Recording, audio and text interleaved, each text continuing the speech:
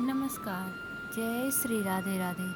आपका इस विधिवत ज्ञान चैनल में हार्दिक स्वागत है। इस बार अक्षय तृतीया 3 मई मंगलवार के दिन पड़ रही है। इस दिन परशुराम जयंती भी मनाई जाती है। यह पर्व शोभन मातंग और लक्ष्मी योग में मनाया जाएगा। इस वर्ष तृतीया तिथि पर रोहिणी नक्षत्र का संयोग होना अधिक शुभ रहेगा। पौराणिक कथाओं के अनुसार इस दिन सतयुग और त्रेता युग की शुरुआत हुई थी।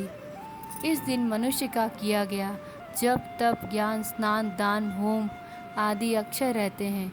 इसी कारण इसे अक्षय तृतीया कहा जाता है। इसी दिन भगवान परशुराम का जन्म हुआ था। इसी कारण इसे परशुराम तीज भी कहा जाने लगा। इसी दिन भगवान विष्णु ने नर और नारायण के रूप में अवतार भी लिया था। अक्षय तृतीया को पितरों की तृप्ति का पर्व भी माना जाता है। यदि अक्षय तृतीया के दिन तिल सहित कुश के जल से पितरों को जल दान करने से उनकी अनगिनत काल तक तृप्ति होती है। इसी तिथि से ही गौरी व्रत की शुरुआत होती है। इस दिन गंगा स्नान का विशेष महत्व है। इस दिन गंगा स्नान करने से या फिर यदि आप जाकर गंगा जी में स्नान नहीं कर सकते हैं तो आप गंगा जल अपने स्नान करने के पानी में मिला लें और गंगा जी को स्मरण करते हुए स्नान कर लें। ऐसा करने से मनुष्य के हर पाप नष्ट हो जाते हैं। अब हम जानेंगे अन्न जल दान का महत्व। ऐसे शुभ पर्व पर तीर्थ में स्नान करने की परंपरा चली आ रही है कि अक्षय तृतीया पर किया गया तीर्थ में स्नान जाने अनजाने में हुए हर पाप को नष्ट कर देता है। इससे हर प्रकार के दोष नष्ट हो जाते हैं। इसे दिव्य स्नान भी माना जाता है। यदि तीर्थ जाना संभव नहीं है तो घर में ही स्नान करने के पानी में गंगा जल की कुछ बूंदें मिला लें और स्नान कर लें।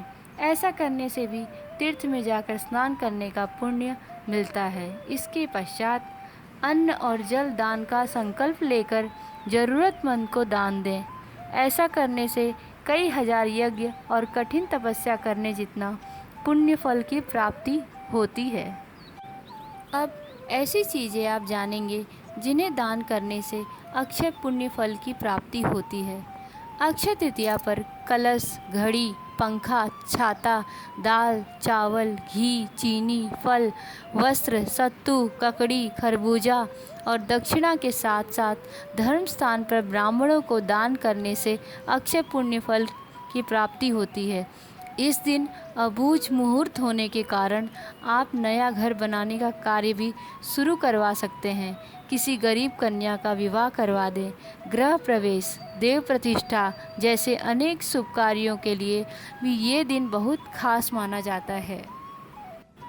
अब हम आपको बताते हैं ऐसी कौन सी चीज़ खरीदें ताकि हम अमीर हो या गरीब इंसान किसी को ज़्यादा परेशानी न हो।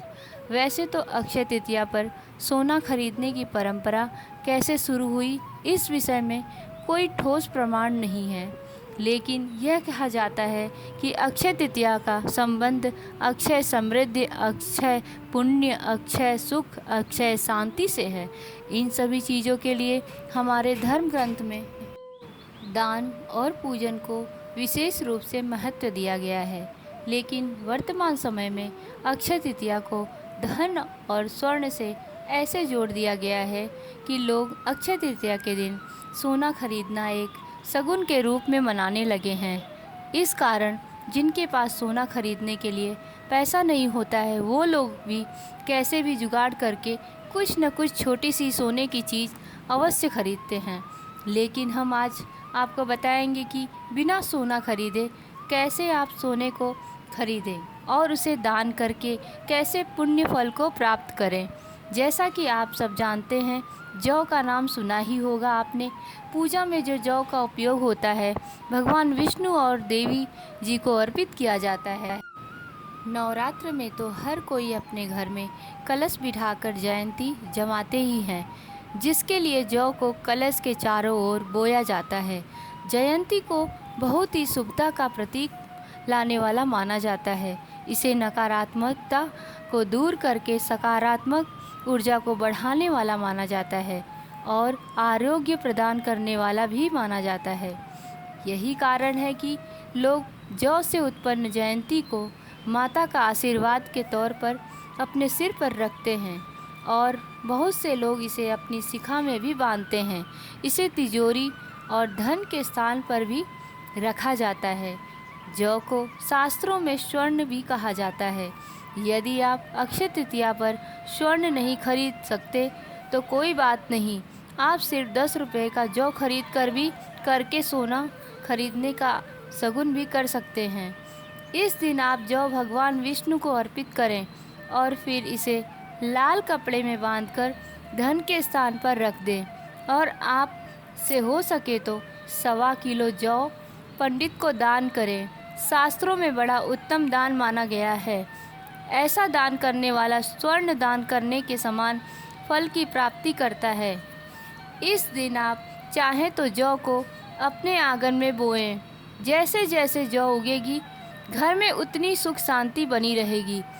आपको हमारी यह जानकारी अच्छी लगी है तो ऐसी ही अनेक जानकारी और जानने के लिए कृपया हमारे इस चैनल को लाइक, शेयर और सब्सक्राइब करना न भूलें। धन्यवाद। जय श्री राधे राधे।